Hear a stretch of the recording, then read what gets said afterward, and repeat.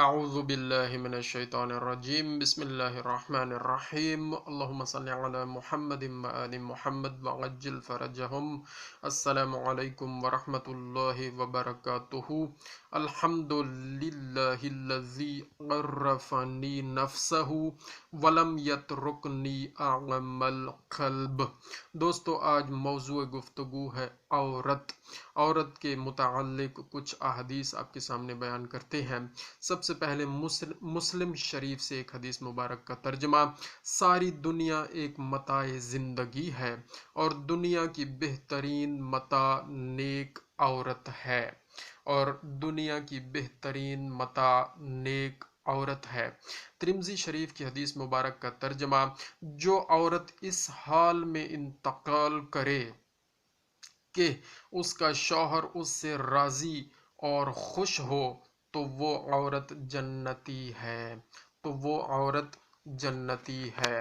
اور ترمذی شریف اور ابو داؤد شریف کی حدیث مبارک، اس کا ترجمہ پڑھتے ہیں: جو عورت بغیر کسی عذر معقول کے شوہر سے طلاق مانگے اس پر جنت کی خوشبو حرام ہے۔ جو عورت بغیر کسی عذر معقول کے شوہر سے طلاق مانگے اس پر جنت کی خوشبو حرام ہے۔ اور اس کے بعد جناب ہم آپ کے سامنے پیش کرتے ہیں امام غزالی رحمۃ اللہ علیہ کا ایک فرمان موجود ہے: نیک عورت امور دنیا سے نہیں، اسباب آخرت سے ہے۔ نیک عورت امور دنیا سے نہیں، اسباب آخرت سے ہے۔ اور اسی طرح ایک اور انہی کا فرمان موجود ہے: عورت کی بدخلقی پر صبر کرنے والا حضرت ایوب علیہ السلام کے صبر کے برابر ثواب پائے گا۔ امام غزالی نے یہ فرمایا ہے۔ شیخ سعدی رحمۃ اللہ علیہ نے بھی فرمایا: عورتوں سے مشورہ لینا تباہی ہے۔ عورتوں کے بارے میں اب ظاہر ہے اس میں عورتیں تو اور ایک وائڈ ٹرم ہے کہ کون سی عورت سے مشورہ لینا ہے اور کون سی عورت سے مشورہ نہیں لینا ہے، اس پر تحقیق ہونی چاہیے۔ اس کے علاوہ ہمارے سامنے جناب یحییٰ کا بھی فرمان موجود ہے، تو انہوں نے فرمایا، یہ بزرگان دین میں سے ایک بزرگ ہیں: عمر کے کسی بھی حصے میں عورت کو اپنی مرضی پر نہیں چھوڑنا چاہیے۔ یہ ایک بزرگ دین جو بزرگان دین گزرے ہیں ان میں سے ایک کا فرمان ہے، حضرت یحییٰ ہیں۔ انہوں نے فرمایا عمر کے کسی بھی حصے میں عورت کو اپنی مرضی پر نہیں چھوڑنا چاہیے۔ اور اس کے علاوہ حضرت سفیان ثوری کا بھی فرمان ہمارے سامنے موجود ہے: حکومت اور عورت کی محبت کا چھوڑنا صبر سے زیادہ کڑوا ہے۔ اللہ اکبر! حکومت اور عورت کی محبت کا چھوڑنا صبر سے زیادہ کڑوا ہے۔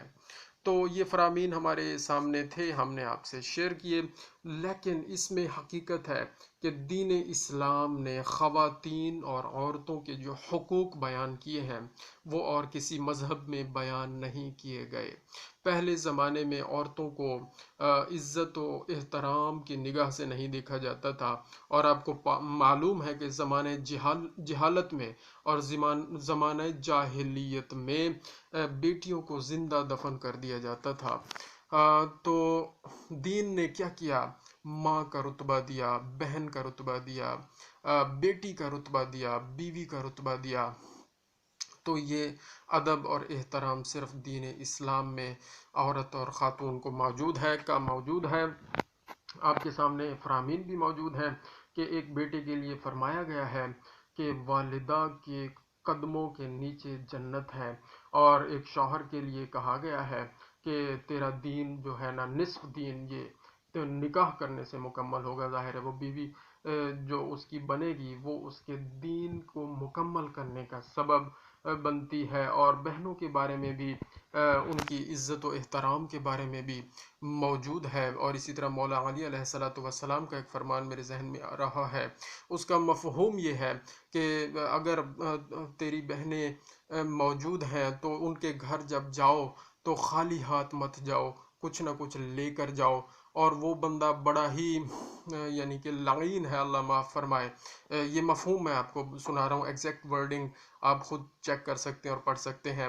یہ میں مفہوم بتا رہا ہوں کہ وہ کہ جس کی بہن ناراض حالت میں اس دنیا میں چلی گئی، اس کے بارے میں بڑی سخت وعید ہے، وہ بندہ ٹھیک نہیں ہے۔ بہن ناراض حالت میں نہ جائے اور بہن ناراض حالت میں اس دنیا میں نہ رہے۔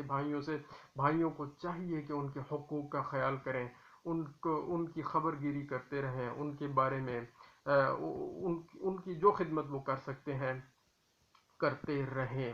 اور اسی طرح تمام تمام طبقات، عورت کے جتنے بھی طبقات ہیں، سب کے حقوق اسلام میں بیان کر دیے گئے ہیں۔